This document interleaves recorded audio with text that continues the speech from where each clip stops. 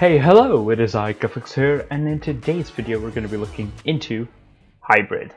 Hybrid, or aka the Lizard King, or Leafeus here, however you want to call it, the Reptilian, is a brand new ninja. He can currently be obtained in the store for 2,800 gold. His tag is Become the Dragon, and his stats do kind of show that. He has a high hero ability damage modifier of 12.8, the highest ninjas can get, and shield and health that's at a moderate amount, same for every single ninja. He has the Dragon Slash, the Kunai Storm, and the Throwing Stars, which I'm actually personally a really big fan of. Really fun setup of abilities. I really like Dragon Slash. Kunai Storm is fun to use, so yeah. For the perks, he has Fire of the Dragon. Fire of the Dragon in support will increase the affliction duration by 1/3, technically. 1/3 rounded upwards. And in command perk, you're gonna have Fire of the Dragon Plus, which will increase your affliction duration by 2/3 rounded upwards. And the Dragon Slash will also apply affliction, doing 45 total damage over a time span of 3, so 15 per second. Just like every single ninja, he also has Manta Sleep and Shadow Stance, which will increase his armor and movement speed after getting melee kills. So, what I'll first talk about actually is some testing that I did. So, what you can see is that I played around with Zenith, with Carbide, with the Piercing Lotus Luna, with also like the Corrosive Stars and the Corrosive Strikes, and Wild Fragment for the Shock Tower thingy. I did a lot of testing because I wanted to know which actually got benefits from the affliction duration. And yes, by the looks of things, everything gets an affliction duration. And that's also why I say instead of 34% or 67%, actually just say 1/3 or 2/3 rounded upwards. Is versus if you take a look at weapon affliction. A regular weapon affliction tick is 6 ticks. If you take 67% out of that, you'll actually end up with 4 additional ticks. But since it's rounded upwards, it actually goes up to 11 ticks. So, one other thing though, the weapon or the thingies it doesn't work on, it seems to be it doesn't work on legacy weapons. And it also doesn't seem to work on weapons like the Dragon's Roar, which have inherent affliction. So it has to be effective affliction and not like, you know, weapon affliction. But even then, a hero like Piercing Lotus Luna, she causes affliction with her spears. So it's a very questionable position. But hey, additional affliction duration. Let's see what we can do with this. The build I went for with Hybrid is him and Commander, Fire of the Dragon Plus, which will give us a little bit of a Dragon Slash boost, which is why I went for Wings of the Dragon with Tail of the Dragon. I also went for Soaring Mantis in my team perk because, I mean, look at him. It's a ninja, he's agile, he looks like a dragon, and in like all the cinematics he is also like jumping around and everything. I wanted this, you know, I wanted this to be a fun build. So, together with Fire of the Dragon, Wings of the Dragon, and Tail of the Dragon, you actually have a pretty powerful Dragon Slash. Then after that, let's skip Fuel for the Fallen real quick. We have Corrosive Strikes. As stated before, Corrosive Strikes causes affliction, which means that we can use it in our build, since Hybrid will increase the duration of the affliction by, well, 2/3. Same with the Corrosive Stars will also increase by 2/3. I believe the strikes are at 3 seconds, so that gets up to 5 seconds, and the Corrosive Stars is at 6 and gets rounded up to 11 seconds actually. 11 seconds of corrosion. Lastly, I did go for Fuel for the Fallen for the simple reason is that because I have Kunai, Barrage, and Shurikens together with a Dragon Slash, all heavy energy requiring quick cooldown abilities, I kind of want to have Fuel for the Fallen so I constantly regenerate my energy, so I can constantly pop those Dragon Slashes and other abilities whenever I can. Now, one quick thing I did want to say though, is when should you actually run Fire of the Dragon in your support? It's a very weird thing because it increases affliction, so it kind of counts for every hero, which is the first thing I want to go for.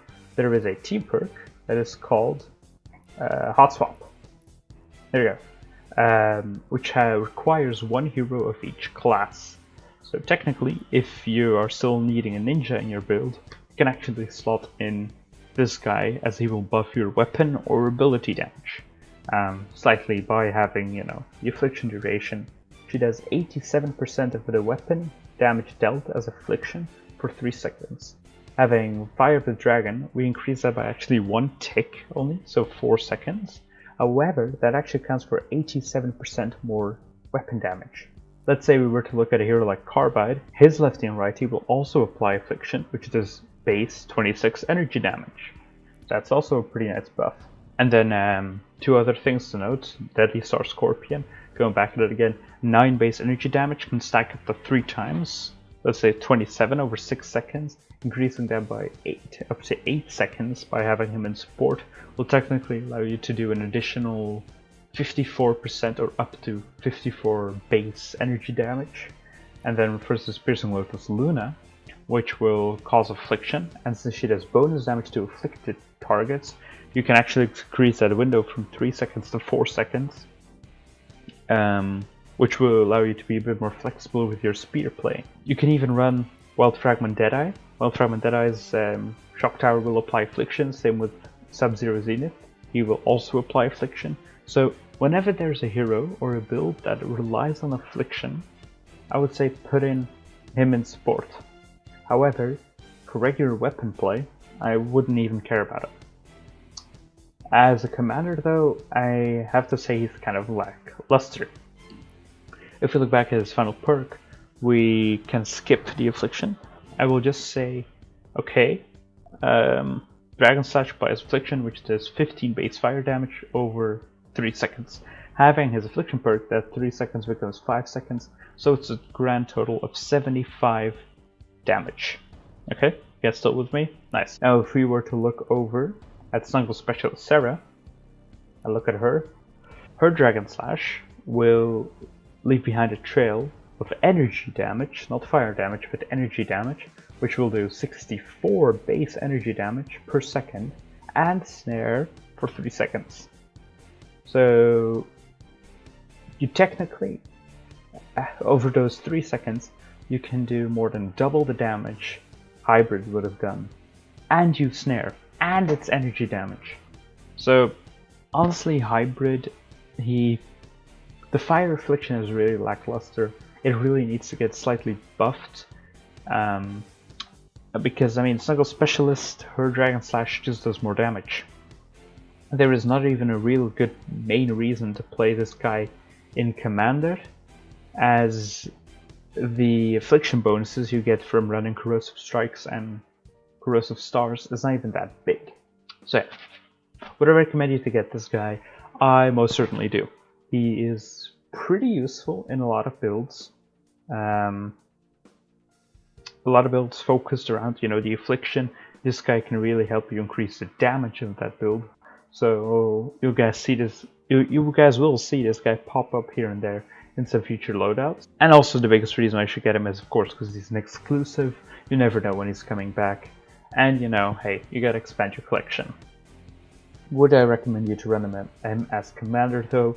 Statistically, not really. Statistically, going for Snuggle Specialist or Dragon Scorch or any other ninja would still be better. But if you do like his setup, if you do like the looks of it, hey, just go ahead. It's a game after all. You're supposed to have fun.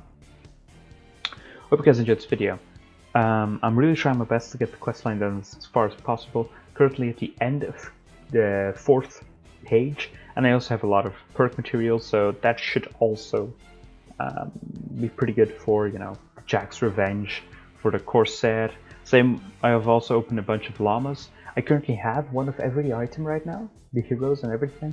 And I'll first look into hero reviews of both, you know, Blakebeard and the pirates before I move over to the weapons, because I just want to have, you know, enough weapons so I know exactly which are the best perks I want to go for the reviews. So, hope you guys enjoyed this video. I just did it already. I should pay more attention to what I'm saying. I will see you guys next time.